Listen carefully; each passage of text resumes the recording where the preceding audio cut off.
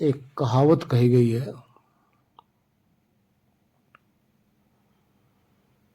कि एक बंदर था, किसी ने पाल रखा था।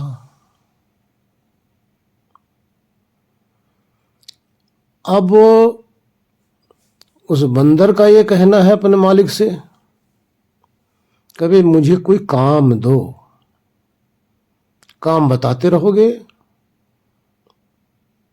तो हम काम में लगे रहेंगे। काम आपने देना बंद कर दिया कि मैं आपको ही पीटूंगा, आपके साथ ही शरारत करूंगा, आपको ही परेशान करूंगा। अब वो आदमी उसको कुछ भी काम बताए और झट से काम खत्म करके अपना वो निवृत्त हो जाए। बंदर यूं कह लो, शैतान कह लो, शैतान को काम बताए और अपना काम करके फिर मालिक को ही परेशान करने लगे। दुखी हो गया, इतना दुखी हुआ कि अब मुझे बहुत परेशान करता है, इसको काम बताऊं तो क्या बताऊं, मेरे कुछ समझ में नहीं आ रहा। तो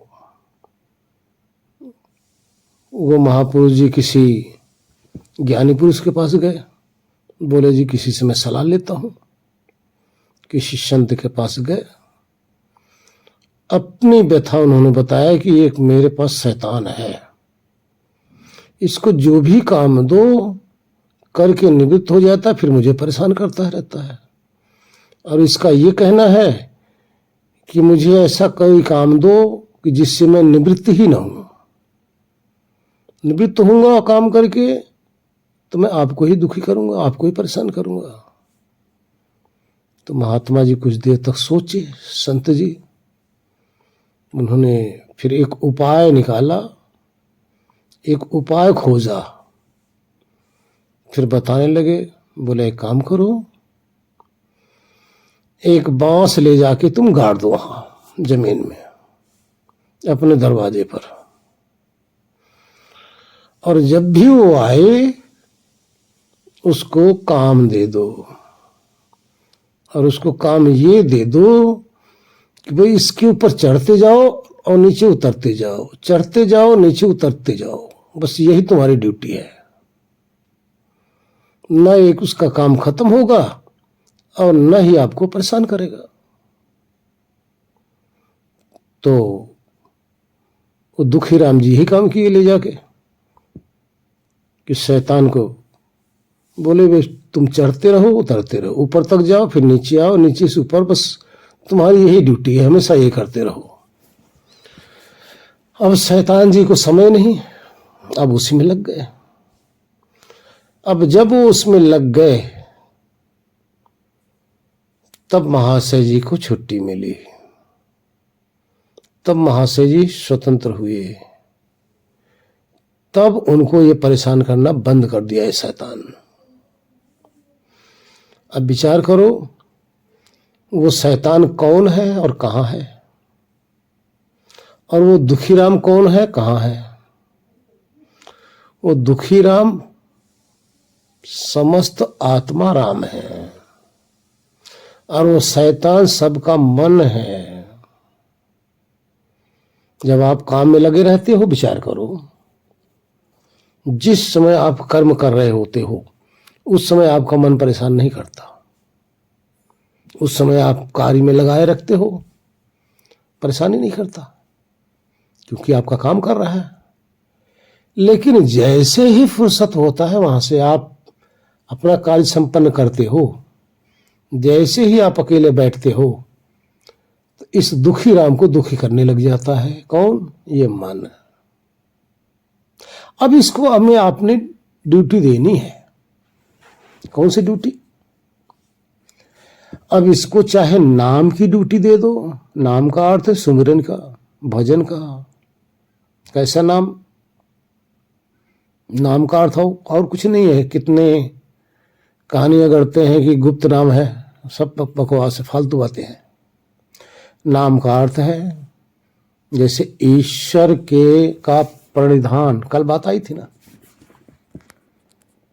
ईश्वर प्रणिधान का अर्थ है ईश्वर को, प्रण का मतलब संकल्प लो, कसम खाओ कि आप इस मन को और कहीं ना लगाकर सिर्फ ईश्वर में ही लगाए रखोगे। सिर्फ एक ही विषय में आप लगा के रखोगे। यही तो ईश्वर प्रणिधान है ना।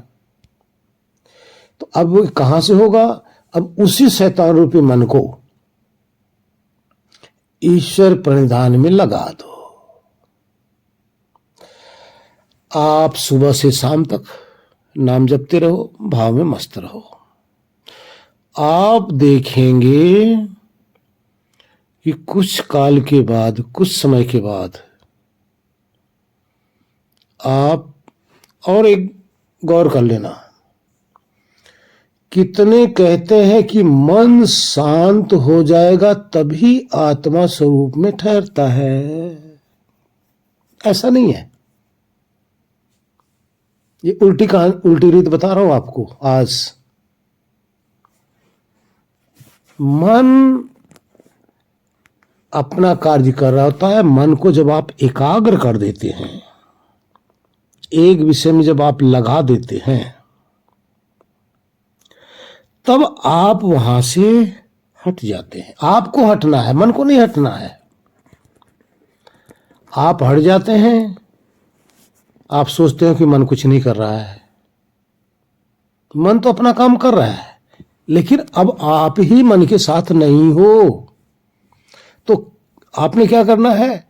इस शैतान का संग जो कर रखे हो, इस संग को त्यागना है। मन रूपी शैतान का संग हमें आपने त्याग देना है। कब त्यागोगे?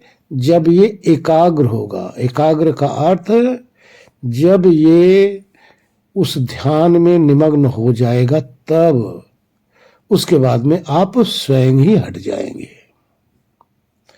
आप विचार करो, जब आप स्वरूप में चले जाते हो क्या मन नहीं रहता? विचार करो, क्या मन मर गया? क्या मन समाप्त हो गया? नहीं, वो तो है। अब आप ही उसका संग छोड़ दिए, आप उससे हट गए, तब आपको इसमें जो क्रिया हो रही है अब आपको पता नहीं चल रहा है। इसको एकाग्र कर लो। जब तक इसमें चंचलता रहेगी तब तक आप हट नहीं सकते इससे। इसलिए इसको एकाग्र करने के बाद में फिर निरुद्ध हो जाता है। निरुद्ध के बाद में ही आप अपने स्वरूप में जा सकते हो। इसलिए शैतान सबके पास है। शैतान सबको दुखी कर रहा है। इस शैतान को ही, मन रूपी शैतान को ही आपने सही मार्ग पर, सही दिशा पे लगाना है। अब सही दिशा और गलत दिशा क्या है? गलत दिशा आपकी जिस विषयों में आप लगा रखे हो ना, वहां का तो अभ्यस्त है, क्योंकि उसी से बना हुआ है, वहां इसकी पहुंच है। लेकिन जब ईश्वर प्रणिधान में आप लगाते हैं, ईश्वर प्रणिधान में लगाते ही इसकी पहुंच वहां है ही नहीं। ये वहां जा ही नहीं सकता, उसका ज्ञान करा ही नहीं सकता, ये वहां कुछ क्रिया कर ही नहीं सकता, क्योंकि ये प्रकृति से बना हुआ, प्रकृति में क्रिया करेगा। और ईश्वर प्रकृति से बने नहीं, न प्राकृतिक हैं। इसलिए ईश्वर के ज्ञान कराने में ये असमर्थ है। लेकिन जब आप उसमें लगा कर रखेंगे तो ये निरुद्ध हो जाएगा, यानी इसकी चंचलता खत्म हो जाएगी। चंचलता खत्म हो जाएगी, ये निरुद्ध हुआ, उसके बाद आप छूट गए इससे। इस शैतान से छूटने का मुख्य उपाय है इसको निरुद्ध कर दो। इसको ऐसा इस एकाग्र एक अवस्था में लगा कर रखो कि वहां रुक जाए, तो इसकी वृत्तियां रुकेंगी। ध्यान रखना, मन समाप्त नहीं होगा, इसमें जो वृत्तियां चल रही वो रुकेंगी। मन कभी समाप्त नहीं होता, मन खत्म होने का विषय नहीं है। मन तो रह जाएगा, वृत्तियां खत्म हो जाएगी, उसके बाद आप इससे छूट जाएंगे। इस तरह से आप करते रहो, पहुंच जाएंगे धीरे धीरे। हरिओम। और भी सरल सी विधि आप लोग समझ सकते हो, कर सकते हो, तो बहुत सरल है, कुछ नहीं करना है। जिस नाम से भी ईश्वर को आप मानते हैं, पुकारते हैं, आपका भाव बनता है। उसी अक्षर को, उसका अक्षर बना लो और त्रिकटी में आप उसको बिठा दो और उसी में मन को केंद्रित करके रखो। देखो 2, 3, 4 मिनट के बाद में अपने आप ही फिर आप बैठे रहेंगे, आपकी शरीर स्वतः ही कंपन करने लग जाएगी। कहने का तात्पर्य अपने आप ही ये रुक जाएगा, स्थिर हो जाएगा। क्षमा करना गुरुजी, ये दोबारा रिपीट करना, मैं सुन नहीं पाई। मैं गीता का एग्जाम्पल दे रहा हूं। श्लोक कुछ ऐसे है, ओम इत्येकाक्षरम ब्रह्म। उस श्लोक का मैं अर्थ बता रहा हूं। पूरा श्लोक याद नहीं मैं, क्योंकि शब्दों को मैं याद बहुत कम करता हूं, लेकिन यह है ओम इत्येकाक्षरम ब्रह्म। ओम ऐसे एक अक्षर है जो ब्रह्म है, यानी वो ईश्वर है। आगे बताया गया है, नासिका के अग्रभाग में ओम को स्थिर करके मन को उस पर केंद्रित कर दो और हृदय में ईश्वर की अनुभूति करो। गीता की विधि है, ये बहुत स्पष्ट क्लियर बताया गया है। इसका अर्थ है, नासिका के अग्रभाग का अर्थ है त्रिकुटी। त्रिकुटी में ओम आप लिख लो और उसी के अंदर मन को टिका दो और आप उसी भाव में मस्त हो जाओ, ईश्वर के भाव में। थोड़ी देर के बाद आप देखेंगे आपके हृदय के अंदर स्वयं गुदगुदी आने लग जाएगी। तो वहां बताया गया है, जो हृदय में ब्रह्मानंद की अनुभूति होगी यही ईश्वर है। भाई ईश्वर में निमग्न हो जाओ। सरल सी विधि, बहुत शॉर्टकट। तो इसका तात्पर्य क्या हुआ, आप अक्षर को ही त्रिकुटी में लिख लो। जैसे ओम को आप बना लो, अब उस पर टिका कर रखो। आप 2 second, 4 second, 10 second, 20 second, 50 second पहले भागेगा, ये मन इधर उधर जाएगा, क्योंकि चंचल है ना।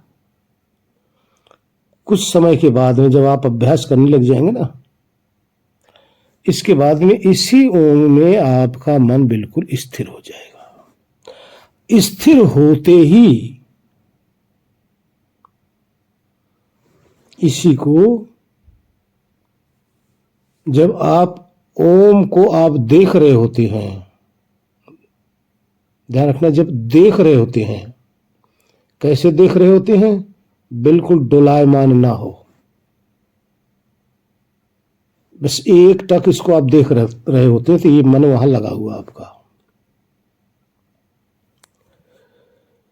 तो अब जब इधर उधर हिल रहा है, तो इसका मतलब भी आप की एकाग्रावस्था नहीं हो पाई है। जब आपका विषय बदल रहा है, तो अब ये आपका ध्यान नहीं है, ये ध्यान नहीं है। जब ओम में ही आपका टिक जाए, विषय बदलना बंद हो जाए, उसी में टिका रहे एक टक, तो ये है ध्यान।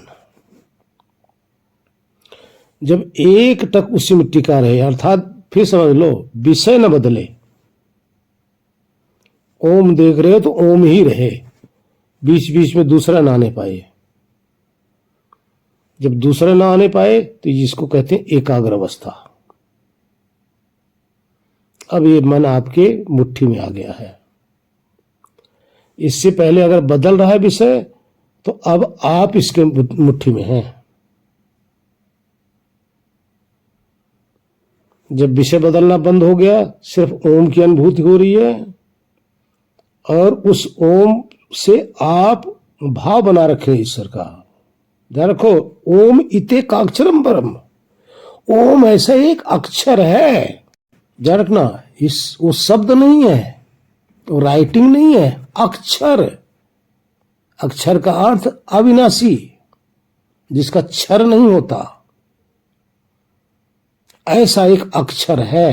कैसा? ओम जैसा। वही ईश्वर है। ओम इति काक्षरम ब्रह्म, वही ईश्वर है, वही ब्रह्म है। तब वहां विधि बताया, इस तरह से आप मन को यहां पे केंद्रित कर लो। केंद्रित करने के बाद में जब एकाग्र होगा, आगे देखिए, जब तक आपको ओम दिखाई दे रहा है और चेंज नहीं हो रहा, बदल नहीं रहा है, तो इसका नाम है मन की एकाग्र अवस्था। थोड़ा सा और आगे चलेंगे कि जिस ओम को आप देख रहे हो ये भी दिखाई देना बंद हो जाएगा। जब ये भी दिखाई देना बंद हो गया तो इसका मतलब अब मन निरुद्ध हो गया। जब तक ओम दिखाई दे रहा है तब तक मन एकाग्र अवस्था में काम कर रहा है। मन को और अपने में जरा अनुभव करो। आपको दिखाई दे रहा है, ये मन काम कर रहा है, ये मन है। आगे जब चलेंगे, एकाग्र अवस्था यही बना के रखेंगे तो बीच बीच में कंपन सी आ जाती है, जैसे ऐसा लगता है 440 वोल्ट का करंट लग गया हो, शरीर कांप जाती है। उस समय, उस क्षण अब मन निरुद्ध हो गया। जब मन जैसे निरुद्ध होता है, चाहे पहले एक क्षण के लिए, पल भर के लिए हो, उस एक पल में ही जो शॉट लग रहा है ना, वही ईश्वर है, जिससे आत्मा कांप जा रहा है, यानी शरीर कांप जा रही है। वो शॉट लग रहा है ईश्वर का। और किस में लग रहा है? आत्मा में। जो ध्यान करने बैठा हुआ था, ये तब हुआ जब मन निरुद्ध हुआ। निरुद्ध का अर्थ कुछ दिखाई देना बंद हुआ। बार बार मैं रिपीट कर रहा हूं इसको, क्योंकि यहीं गफलत में आ जाते हैं, समझ नहीं आता कुछ। जब तक ओम दिखाई दे रहा है लगातार, जिसके अंदर जरा सा भी डुलायमान नहीं हो रहा है, तो ये एकाग्र अवस्था है। और जिस समय विषय बदल रहे हैं, ये विक्षिप्त अवस्था है। जिस समय आपके विचार आ रहे हैं नए नए, ये क्षिप्त अवस्था है। सारी अवस्था मन के बता रहे हैं, क्षिप्त, विक्षिप्त, मूढ़, एकाग्र, निरुद्ध। क्षिप्त, विक्षिप्त और मूढ़ ये संसारियों के होते हैं। सारे संसारी समस्त 84 लाख की जोनियों में जितने भी प्राणी हैं, इन तीन अवस्था में रहते हैं। उन सबके साथ तीन अवस्था का मन होता है, क्षिप्त, विक्षिप्त और मूढ़। मूढ़ का अर्थ जब निद्रा में चले जाते हैं। विक्षिप्त का अर्थ डावाडोल रहता है। क्षिप्त का अर्थ जब आप संसार के अंदर थोड़ा बहुत अध्यात्म के प्रति किताबें पढ़ते, सत्संग सुनते हैं, भजन सुनते हैं, क्षिप्त है। विक्षिप्त डावाडोल है, मूढ़ निद्रा है, अज्ञान है। ये 3 प्रकार का मन सबके साथ रहता है, लेकिन ये तीनों प्रकार का मन अध्यात्म के अंदर काम नहीं करता,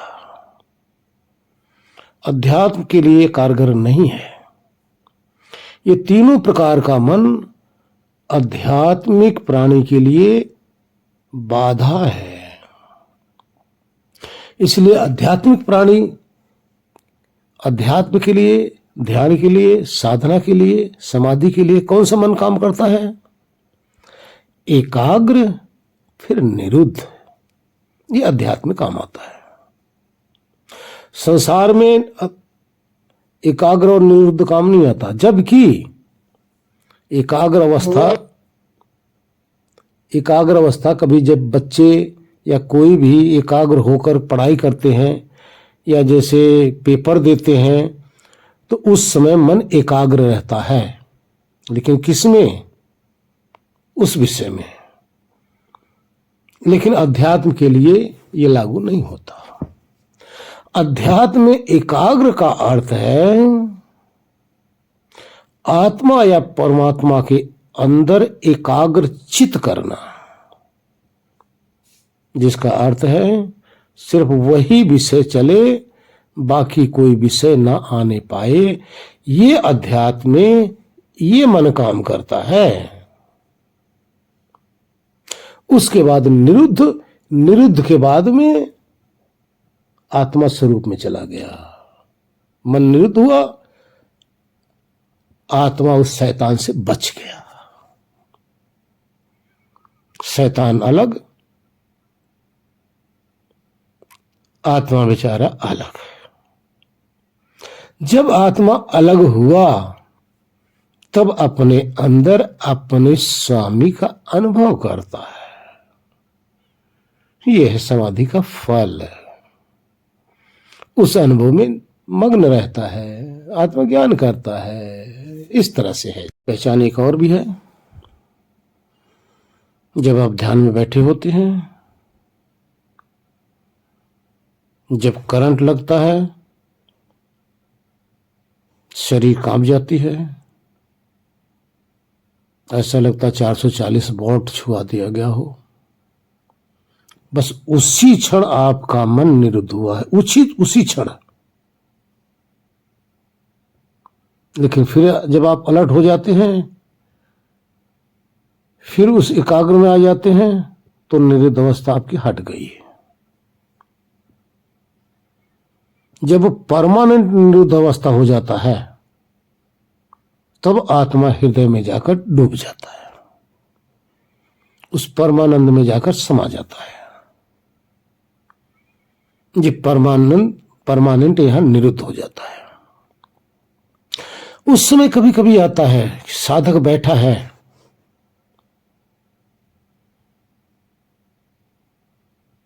कभी कभी गर्दन लुढ़कने लग जाती है। ये निरुद्ध की पहचान है। कभी कभी ऐसा होता है कि साधक इसमें ब्रह्मानंद में डूबा हुआ है, बीच बीच में जरा सा भी वहां से सावधानी हटी नहीं कि शरीर के अंदर जो खर्राटे आ रहे हैं वो भी सुनाई देता है। बीच बीच में खर्राटे ये कब आता है? जब एक क्षण के लिए, एक पल के लिए उस ब्रह्मानंद से हटा, यानी उस निरुद्ध अवस्था से हटते ही बीच बीच में ये महसूस होता है। जब महसूस होता है, इसका मतलब अब वहां से हटके एकाग्र में आ गया। ये सभी साधक के साथ चलता रहेगा, अंतिम समय तक ये चलता रहेगा। इस तरह से मन को एकाग्र करो। मेन मुख्य काम आपको मन को निरुद्ध करना है। बस निरुद्ध करने के बाद में जो कुछ मिलना है, अब वहां आपके बस की बात नहीं है कि आप जो चाहोगे वही मिलेगा। नहीं, आपके बस की बात नहीं है। वहां जो होगा वही तो मिलेगा भाई।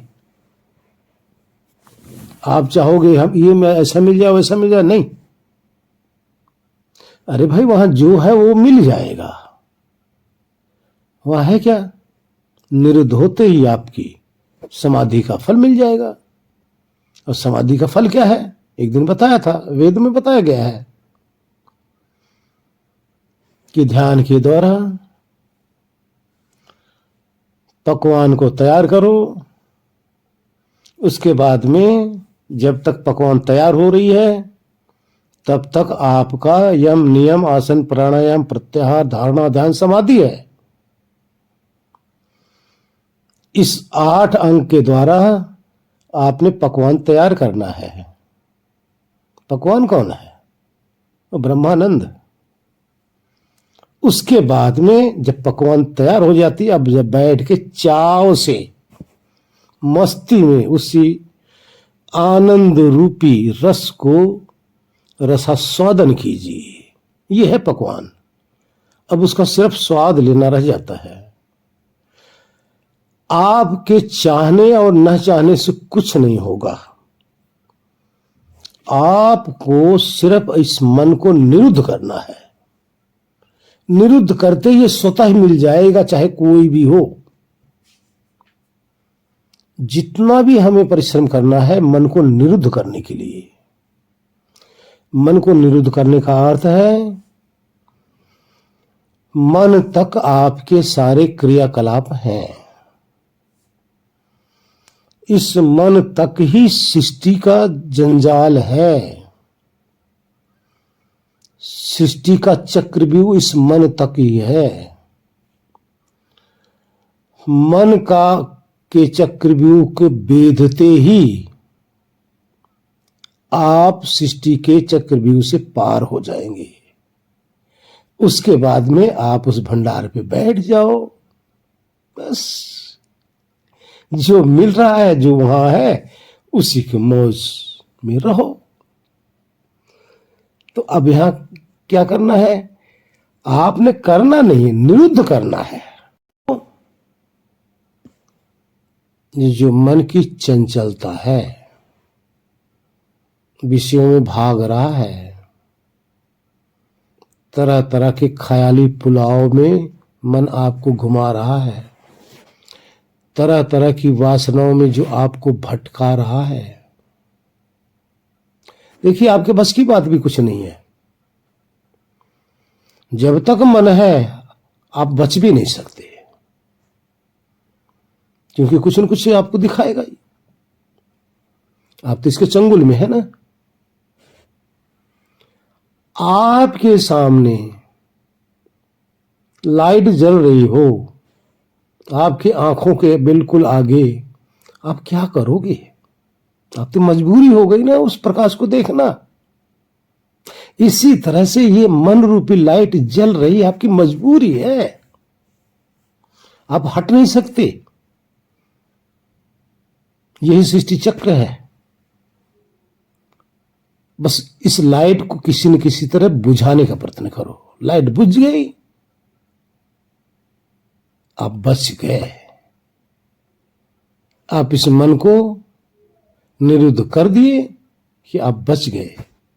और निरुद्ध करने के लिए आपको लठ नहीं बजाना है। नहीं नहीं नहीं नहीं, लठ नहीं बजाना। आपके बस की बात नहीं है लठ बजा के इससे जीत जाओगे, नहीं। क्योंकि परमात्मा की कृति है, बहुत बड़ी शक्ति है, ईश्वर का दिया हुआ है। बस आपने इसको एक जगह लगा देना है। बस एक जगह इसको खड़ा करके खंबे के जैसे गाड़ दो। बस उस खंबे में इसको बांध दो। ओम रूपी खंबे में इसको बस बांध दो। बस आप छूट गए। आपका इस मन रूपी शैतान से पिंड छूट जाएगा। फिर देखो रसमलाई खाइए अंदर जाके, वही तो पकवान है, वही ब्रह्मानंद है, वही ईश्वर है, वही सारी सृष्टि का स्वामी है, कण कण में व्यापक है। और वही आपके आत्मा के अंदर भी ओतप्रोत है, कण कण में व्यापक है, वही आत्मा में भी ओतप्रोत है। अब विचार करो, आत्मा में ही क्यों जाना पड़ेगा भाई? जब कण कण में वो व्यापक है, सब जगह है, तो सब जगह क्यों नहीं जाऊं? प्रश्न आ जाता ना? नहीं, इसका अर्थ है अगर कण कण के अंदर है परमात्मा, सब में वास है ईश्वर का, अगर कण में है तो उस कण के लिए है, आपके लिए नहीं है। जिस कण में ईश्वर व्यापक रूप से रह रहे हैं उस कण के लिए है, उस कण के अंदर भी शक्ति दे रहे हैं, उस अणु को भी प्रेरित कर रहे हैं। अणु की शक्ति नहीं होती, अणु में जो शक्ति दिख रही वो ईश्वरी शक्ति ही तो है। इसलिए किसी दूसरे में आपको नहीं मिलने वाला, क्योंकि दूसरे में वो दूसरे के लिए है और आप में आपके लिए है।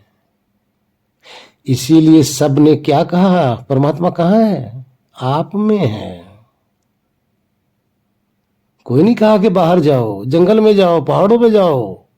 सभी महापुरुष एक ही बात कहे हैं, आपके अंदर परमात्मा है, ओतप्रोत है। लेकिन अफसोस हम इस रहस्य को समझ नहीं पाते। महापुरुष कह रहे हैं, संत जन कह रहे हैं, वेद कह रहा है, उपनिषद कह रहा है, दर्शन कह रहा है कि आप में है, लेकिन हम बैठते हैं और खोजते कहाँ हैं? कभी कानों के गुंजन में, कभी श्वासों में, कभी कहीं कभी कहीं। देखो यहां भी गीता क्या कह रही है? ओमिते काक्षरम ब्रह्म, यानी त्रिकुटी के अंदर इस मन को केंद्रित करो। परमात्मा कहाँ है? हृदय में, हृदय मध्य। हृदय किसको कहते हैं? जहां आत्मा का वास होता है। तो आप में परमात्मा है, आपको परमात्मा की प्राप्ति आप में होगी और आप आनंद, यानी आप आत्मा रूप हैं। शरीर के कण कण को, एक एक टुकड़े को काट डालोगे, उसमें परमात्मा तो है लेकिन मिलने वाले नहीं है। शरीर के एक एक टुकड़े को काट डालोगे, आत्मा तो है लेकिन आत्मा को खोज नहीं पाएंगे। आज तक तो डॉक्टर खोज नहीं पाए। इसलिए आप शरीर में मत खोजो अपने आप को, शरीर मत सोचो। आप देखो आप हो क्या, जो हो वहीं ठहरो, उसी में परमात्मा है, वहीं खोज लो। दिलहि में खोजो, दिलहि में, यही राम करीमा है। तो इसलिए सोचो समझो, हरिओम। जैसे आपको भी बताया गया ना कि लेटे पृथ्वी पर हो, झांक आकाश की तरफ हो, ऊपर आकाश की तरफ से आपकी दृष्टि हट ही नहीं रही है, आपकी दृष्टि धरती पे आ ही नहीं रही है। जब धरती पे आपकी दृष्टि आएगी ही नहीं तो कैसे आपको धरती का ज्ञान होगा? अब धरती का ज्ञान करने के लिए आपको आकाश की तरफ झांकना बंद करना होगा, तो धरती पे ही अपने आप को पाओगे। इसी तरह से समस्त देहधारी मन इंद्रियों के थ्रू बाहर झांक रहे हैं। कौन झांक रहा है? चेतन। कहां झांक रहा है? बाहर। और वो कहां लेटा हुआ है? उसी व्यापक स्वरूप परमात्मा में ही लेटा हुआ है। क्यों नहीं महसूस हो रहा है? क्यों नहीं उसको पता चल रहा है? क्योंकि झांकना बंद नहीं कर रहा है। झांकना बंद किया नहीं कि तुरंत देर नहीं लगनी है। ना तो परमात्मा ने कहीं से आना है, ना कहीं गए हैं, ना आत्मा को कहीं से आना है, ना आत्मा कहीं गया था। दोनों एक साथ हैं, एक साथ। उपनिषद में आपने एक श्लोक सुना होगा ना, द्वा सुपर्णा सजुदा सखाया, आगे ऐसी कुछ है। दो सुंदर पक्षी हैं, सजुदा, बिल्कुल आपस में है, जुदा है ही नहीं। आपस में मित्र है, सखा है, एक साथी है। अगले का भाव क्या है, अगले लाइन का है, लेकिन एक पक्षी जो है इसमें से, इस संसार रूपी जो पीपल है, संसार रूपी जो माया है, मोह है, इसके फल को खाने में निमग्न है, मस्त है, उसी में मस्त है, उसी के स्वाद चखने में मस्त है। लेकिन दूसरा जो पक्षी है वो खाता नहीं, संसार के फल को खाता नहीं, सींचता रहता है। लेकिन इसके जो खा रहा है, इसके खाते हुए को देखता रहता है, कैसे खा रहा है, वो सब देख रहा है, वो साक्षी है। ये उपनिषद का है। तो अब हमें क्या करना है, जिस तरह से धरती पे लेटा हुआ बस धरती को देखने लग जाए। पा लिया धरती, आसमान में देख रहा था, उसके लिए धरती सपने के तुल्य थी, धरती के विषय में सोच ही नहीं सकता, धरती भी कुछ होती है। इसी तरह से जब आप की समाधि लग जाती है तो आपका देखना बंद हो जाता है, दूसरे को देखना बंद हुआ कि उसी ब्रह्मानंद में ठहरे हो। यही आपका अधिष्ठान है। तुरंत पता चल जाता भाई, इतना इस क्षण का खेल है, पल भर का खेल है, बशर्ते कि आप बाहर झांकना बंद करो तो वहीं ठहरे हो। जिसमें ठहरे वही ईश्वर है, ईश्वर आपका अधिष्ठान है, ईश्वर में ही आप रेस्ट कर रहे हो, ईश्वर में ही आप मौजूद हो। हरिओम।